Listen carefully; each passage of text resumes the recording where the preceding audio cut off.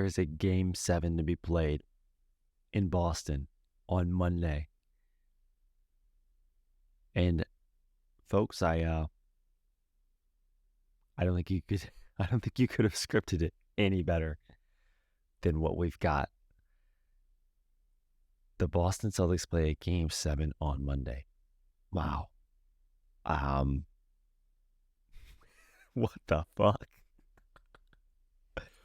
I'm giddy. I'm gleeful. I came on this podcast after game 4, and I talked about, I think I said, I can't believe that we're down 3-1, to Miami, who I at the time viewed to be, far inferior to the Celtics. And I said I couldn't believe that I was talking about them with any joy, given the situation we were in. And maybe I don't know. I don't know what portion of me really believed that we would get this far. But I've been watching this team for the better part of 15 years. And when Marcus Smart and Jaylen Brown echoed each other's statements, just when they said, "Don't let us get one," how does that not evict just the most crazy, delusional feelings in you as a fan? Well, we stand here now. It's Sunday, May 28th, 1:46 a.m. I'm just now doing this because I'm just now able to process words and make sentences and talk about this team in like a realistic adult manner, because for the first hour or so after the game, I was just running around like a chicken with my head cut off. I mean, I was standing on furniture. I was ripping my jersey off. I was like doing push-ups in my room. I have been listening to like heavy metal rock music for the past hour, like reveling in NBA Twitter and, all the social media stuff, getting to see this team's emotions after this game. And, just the reactions that we're getting from the locker room, from the post-game pressers. Like, it is all very celebratory. It is reassuring to hear like the serious stuff that's coming out from the Celtics. Like Tatum, he was very excited, and the best thing from tonight is that he said, I think almost verbatim, he said he's never been this excited to go back to Boston. And man, I just, there's not a lot of certainties in sports, especially the NBA, especially when it comes to superstars. That's a pretty positive and reaffirming statement, right? That like your guy, I feel very confident in saying that JT is all in on Boston, like as a city, and like the Celtics as a franchise. I feel like pretty confident saying he's all in. He's given us no reason to doubt that, and he just keeps giving us these sound bites of like, I mean, I don't know, man. It's just, that's reaffirming, and it's really nice because in this league you have teams everywhere who are like scrounging for superstars, or if they've got one, they're fighting like hell to keep them. And it's not that we're not fighting to keep our guys, but it's nice when there's buy-in going both ways. Derrick White was asked about the poise that this team showed down the final 4 minutes, and he almost said it like there was no poise shown by this team, and that's true. And this team needs to recognize that. We are 0.1 seconds away from this being a totally different narrative and having squandered a double-digit lead in the second half, in the fourth quarter, let alone. So not great. Once again, made it as hard and as difficult as possible, but that's this team. Like, you couldn't script it any better. Like, how would you couldn't script this season, this postseason, any better. If you're looking for the most excitement, the most like if you were watching this in a movie, once the team blows the 10-point lead, and after forcing game 6, you'd be like, you'd get sick of the comebacks. You'd be like, there's no way this is realistic at all. Like, they don't just keep coming back. It's like, but they do.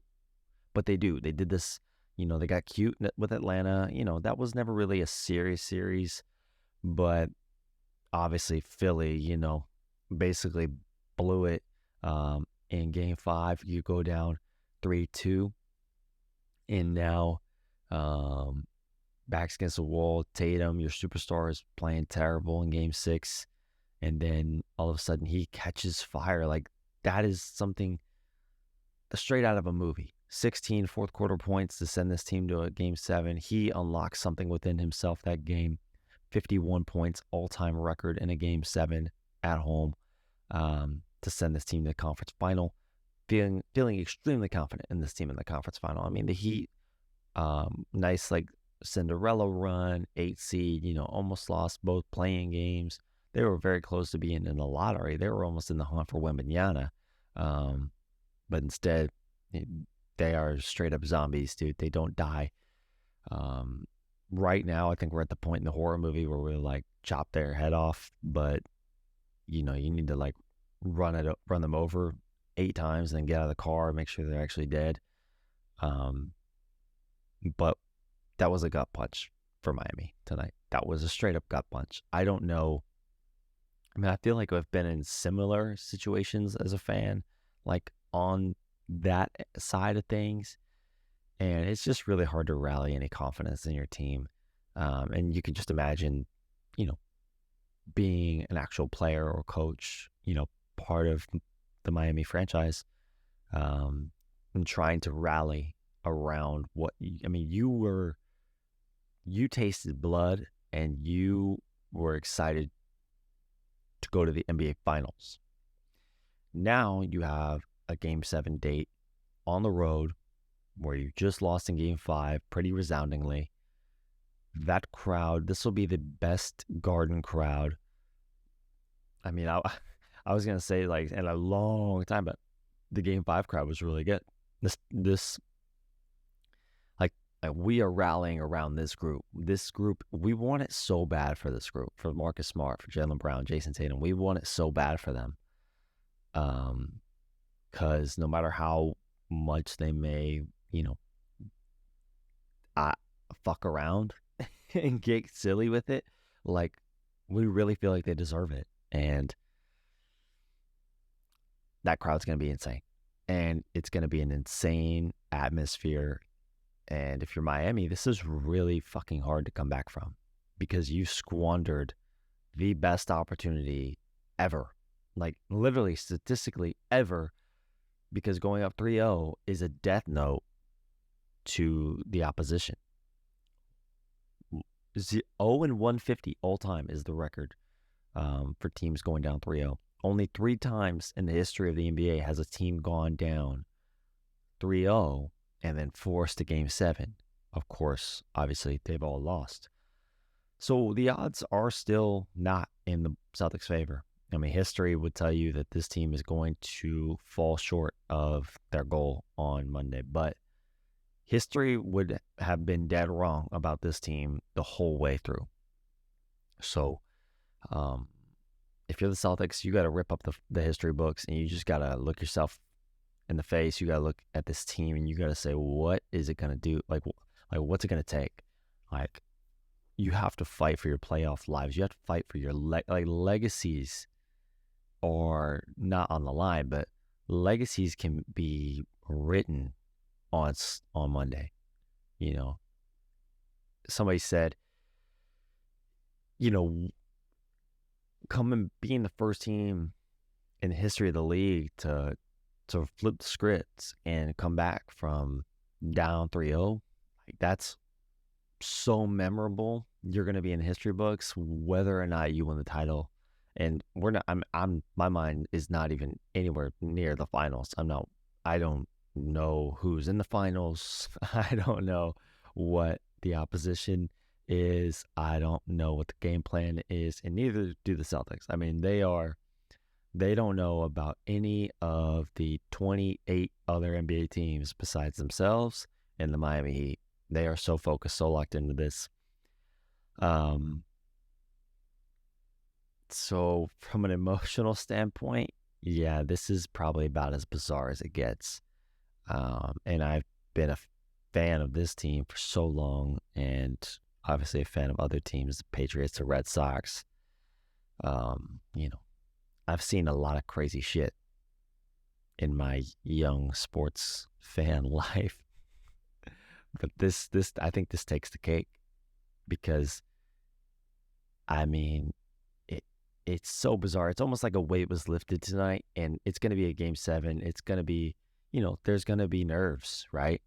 If you're not nervous, you don't care.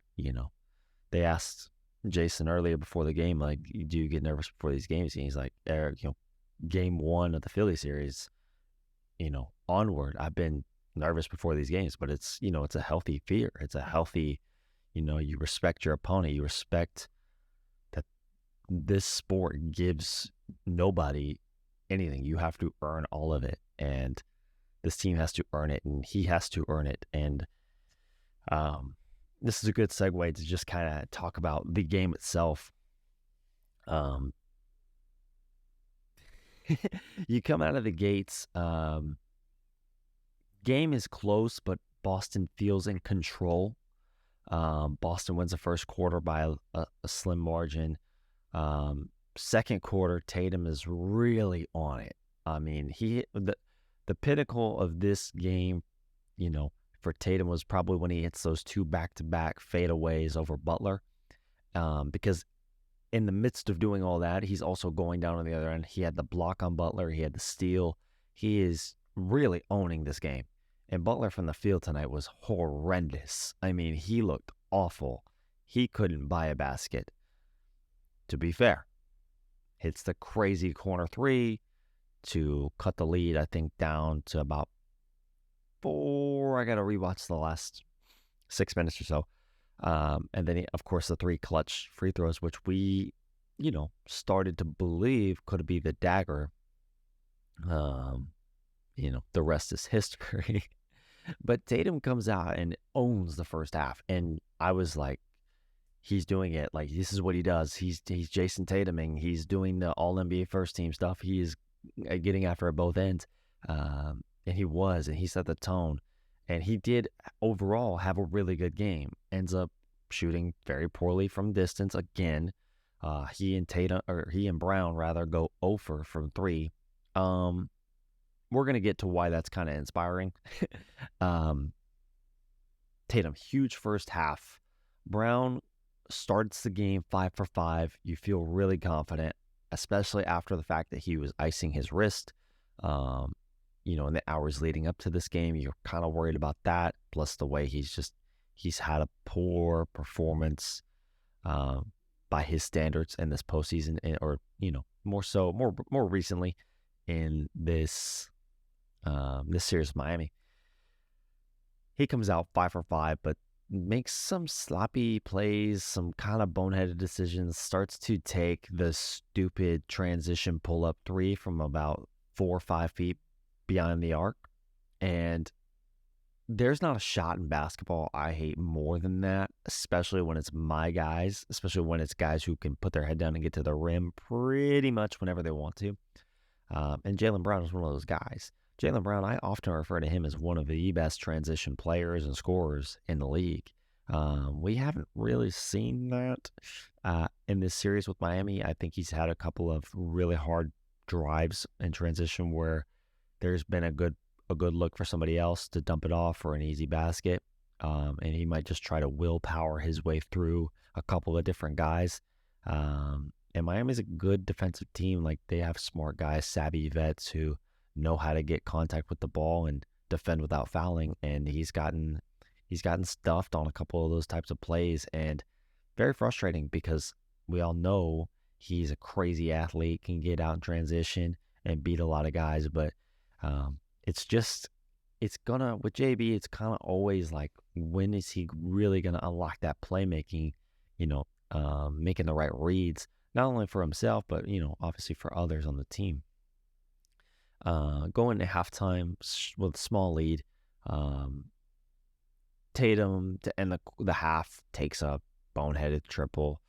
Yeah, I'm never going to be really okay with that. Like, I hate it. Like, you're going into halftime, like, burn out, go fifth gear, go to the basket, try to draw a foul. Obviously, you're damn good at that. He had 15 free throws tonight, made all 15, by the way. I don't want to hear anything about officiating, though, because there's times when, guys are, Celtics guys got hit and there was really, no basket or no foul call, rather.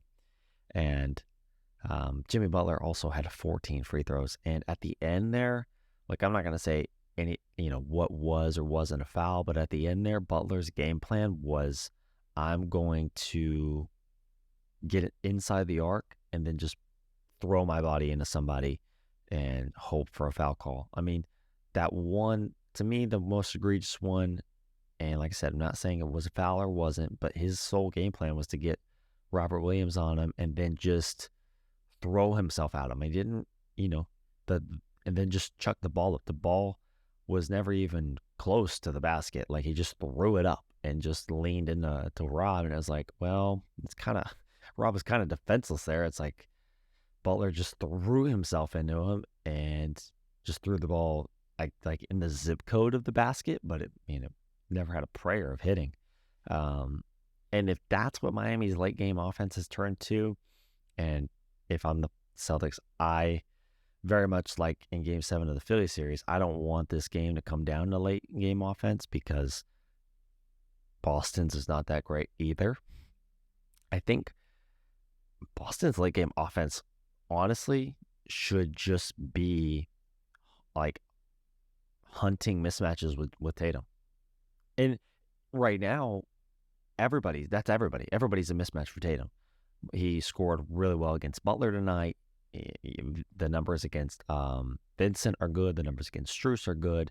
Strus, like, I think early in the series had a couple of stops on him, and people were like, oh my God, Strus, two-way superstar. Like, no, like, Kevin Love locked up Steph Curry in the finals, that one time. Like, it happens. These guys are NBA players. They have legit size. Like, every now and then they're going to get a stop. But in the big picture, there's really nobody on Miami who's going to be able to stop Jason Tatum in a one-on-one situation. And we saw a lot more of the double teaming on Tatum in the second half. And so, once again, Tatum only 6 second half points. Some of that to do with the struggles from three-point, but also the way that Miami defends him. It switches to, they double him, and then I would like to see, when that happens, getting him involved off the ball, trying to get him more easy baskets. They did that out of a timeout. They had a great play.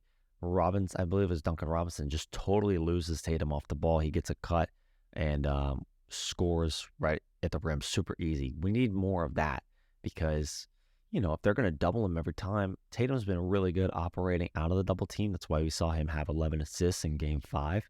But it's just, they're doubling at the top of the key. They're doubling above the three-point line. As soon as he crosses half court, when they want to double Tatum, they're going to do it far away from the basket, and he's not going to really have a good chance to score without making a boneheaded play because there's always somebody open, and he's really good at making those reads. And that's why he's a great playmaker, and Miami's just willing to live with the consequences of somebody else beating them. They are not okay. They saw Tatum with 16 second quarter points, and they said that was obviously the adjustment at halftime was like, we're not going to let him beat us. Like, it has to be somebody else. It has to be the Derrick Whites. It has to be Grant Williams. Grant Williams puts up an over tonight. He almost had a I'm going to make both moment because he was 0 for 3 at the time, and he goes to the line, misses one. And I was like, oh my God, this guy's never going to see one go in the basket. Thank God he makes that one. And now, Game 7 Grant at home, we could really use it. We really could. We could really use it. Let's talk about the shooting. Boston, 43% from the field. Miami, 35% from the field. Miami couldn't hit shit inside the two-point arc. That's the story of the game because when you flip to the three-point numbers exclusively, Boston is 20% from three. Miami is 46.7. Those two numbers have to be the biggest disparity in, at least in recent memory. Like for Boston to shoot 43% from the field, but less than half that from three, when they take a very steady diet of threes. They only hit 7 threes tonight. That is the lowest mark of the entire season, not the postseason, not the regular season, both. The entire season, that is the worst shooting by the Celtics all season, and they won. Now, was it pretty? No. Did they get saved by saved by the buzzer? I guess. But they persevered through a really shitty shooting night, and that's something that at the beginning of this series I did not see coming, because early in the series the shots were not falling, and when the shots were not falling, they didn't have much else to go to. I loved that Tatum attacked in the mid-range tonight. It opens up so much more of his game, and I really want him to keep pressing on that, because when, sometimes he's been a little predictable, when it's like, well, you're either going to take a step back and shoot the three, or you're going to push your head down and go to the basket. But when he gets somebody in that mid post, high elbow, and he just kind of jab steps, it honestly looked like he's been watching Carmelo Anthony mixtapes since his retirement earlier this week, and Tatum's a phenomenal mid-range player. He's up there with, when he's really going, he's got tremendous footwork. A lot of people were tweeting at that moment when he was really going at it, like he was looking very reminiscent of Kobe. And, physically, the footwork and the shot making ability, it is reminiscent of that, because we don't have very many guys in the league today that do that. You see it sometimes with Booker, especially with Durant. Durant's a phenomenal mid-range guy. Obviously, DeRozan. There's some guys who still really love and specialize in the mid-range. But when he's going like that and he's hitting it from all three levels as a scorer, it's really fun to watch and really fun to root for. That's a guy you really get excited about having on your team. So Boston persevering through a really bad shooting night is special. Rebounding, dead even, 47 rebounds apiece. Offensive rebounds, Boston had 12 to Miami 17. That drove me fucking crazy, because they had so many second chances, and we had so many second chances.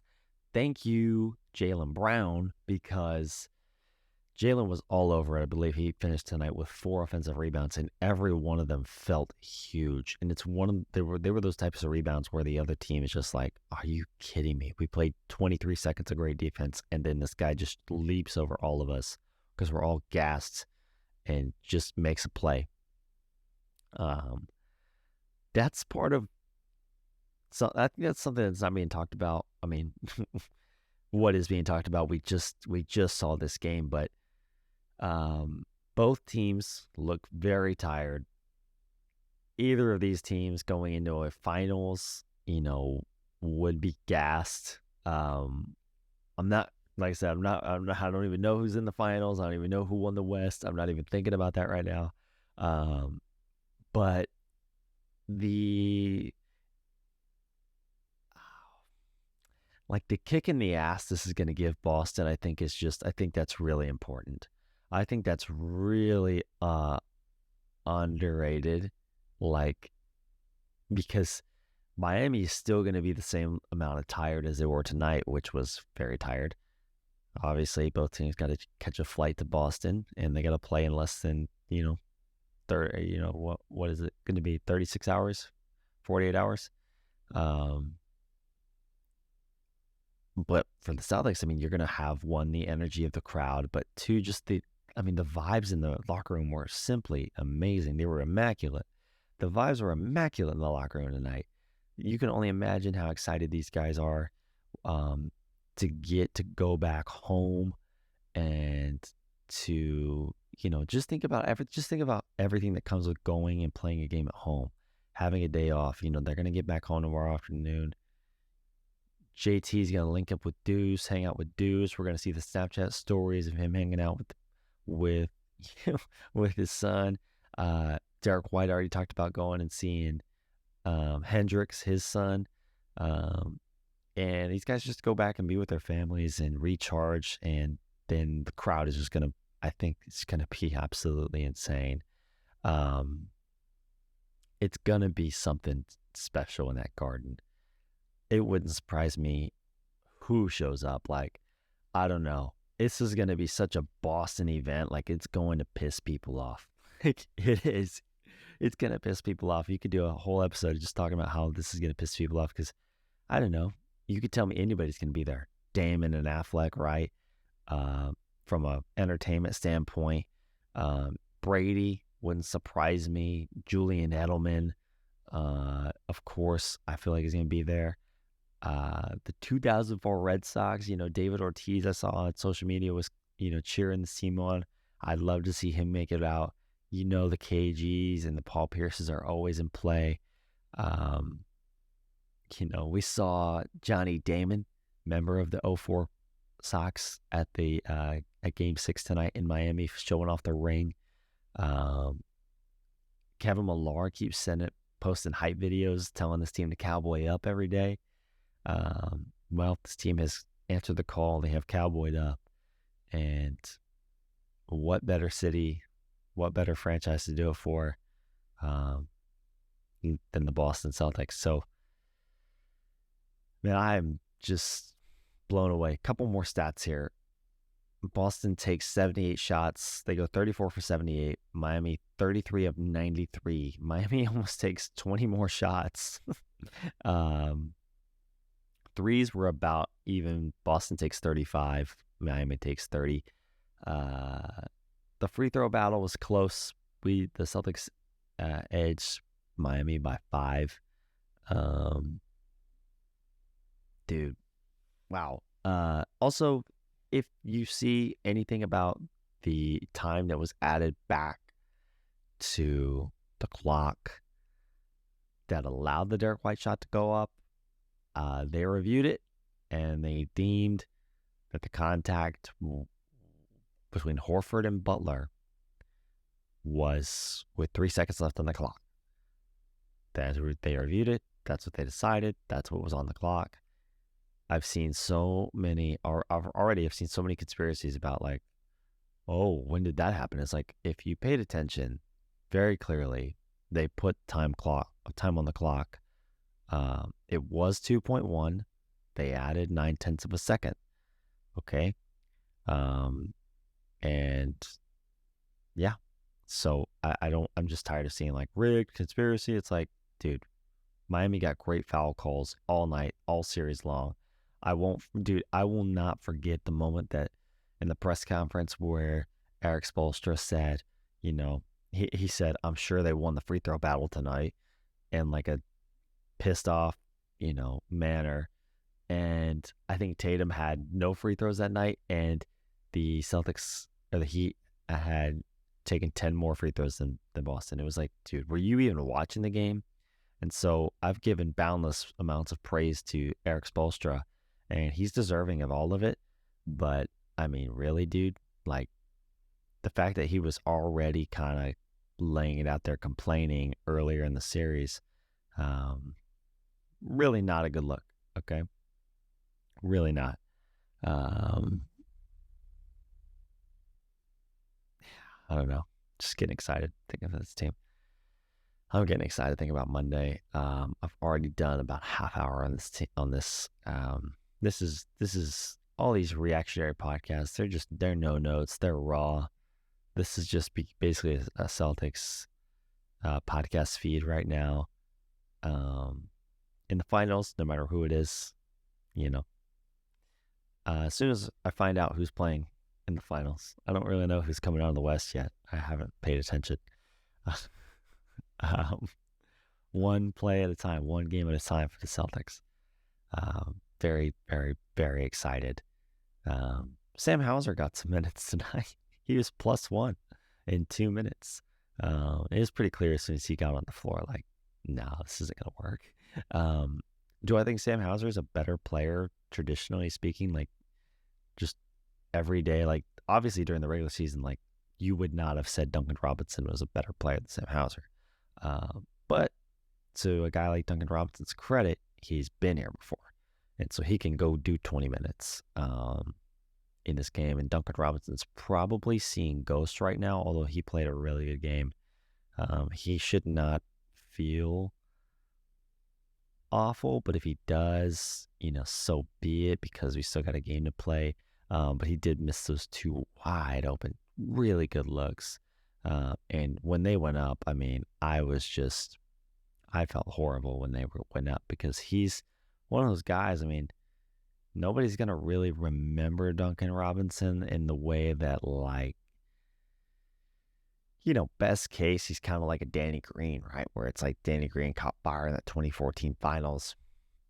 It's kind of what we're seeing with the Heat right now, times like 5. Like Martin, Vincent, Strus, Robinson. These guys are crazy. I'm actually really surprised we didn't see that Highsmith kid tonight. He was really good last game. I mean, he kind of, the numbers are probably kinder to him than what the story really was. And some of those points were, in the course of a blowout or against second unit guys for the Boston. But nonetheless, that kid showed a lot of heart and really came out and played hard. Vincent ended up logging 41 minutes. I wasn't sure that he was even going to play tonight. Nobody was until, it was late, last second game time decision after warm-ups. Obviously, he had the ankle thing earlier in the series, but for the most part, we've got an amazing Game 7 laid out on the table in front of us. Both teams are, at least as they came into the series, are healthy in that sense. I know Miami's down Hero and Oladipo for what that's worth. And at this point, if you're Miami, are you starting to have regrets about not getting Hero involved? Because they're not bringing him back at this point. Like, that's pretty clear. He's been cleared for basketball activities since probably about Game 5, at least. We saw him shooting. I think he's been cleared since Game 4, but we saw him on the floor shooting before Game 5. What are you going to do? You're going to work him back into this thing now? No. It's too late for that, but it's like, hindsight's 2020, but yeah, if you knew that you were going to squander these games at home, or games 4, 5, and 6 now, it's like, well, we would have rather tried to get him back and going, in one of these earlier games. That way he could be more prepared for a game 7. But maybe he's really not feeling up to it. Also, I just, like, if I was a Heat fan, I just would have had like the ultimate bad juju vibes on Hero before this game, because TNT, I don't really know why they fed into it. I mean, I guess it was an entertaining bit, and it's kind of been something that has been going on throughout the playoffs since Hero's gotten hurt. But Hero blasted Stan Van Gundy for calling him out on his shitty fashion, which, to be fair, Stan, I mean, what's Tyler Hero? Is Tyler Hero the first guy to wear a bucket hat at every game in the playoffs? I know you're a Miami kid, but like, dude, guys used to wear suits on the bench, and that's the era that Stan was coaching in, right? Like, he's used to, like, you're either in your warm-ups or you're wearing a suit. And so he looks at Tyler Hero wearing all these fruity outfits and, fun arrays of clothing, and condemns him almost. But it's all jokes. And then Hero goes at him on Instagram in only the way that Tyler Hero could, and be like, oh, I'm not even as bad as he was as a coach or as he was on the sideline. It doesn't matter. But Stan Van Gundy was like visibly, like, not shocked, but like hurt by that. He was like, oh man, that kind of stings. It's like, I just kind of felt really bad for Stan in that moment, because he was kind of like, oh, I don't know. Like, he didn't know what to say, like how to respond. And then thankfully the guys on the TNT set really stood up for him, and Shaq did the whole thing. Like, I'll go down there, I'll go beat his ass, on the bench or whatever. And that was cool. But I didn't like that. I didn't like that juju from that was bad juju. That was very mean spirited by Tyler Hero. And it's not nice to be mean, okay?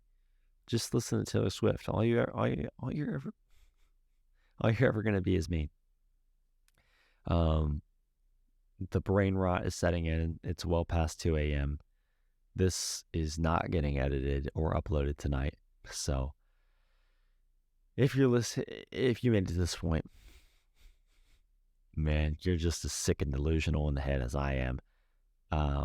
Game 7 in Boston on Monday. Will I sleep tonight? I don't know yet. I'm still processing everything. I'm gonna do another swipe through, Twitter, TikTok, and Instagram, and see what the vibes are. Probably just, I don't know, watch some old hype tapes, get myself jived up. But man, you couldn't write a better script. The next time I see you all, I'm not even gonna say anything. One play at a time. That's the mantra. That's what it's always been. Go Boston Celtics. Okay, go Celtics.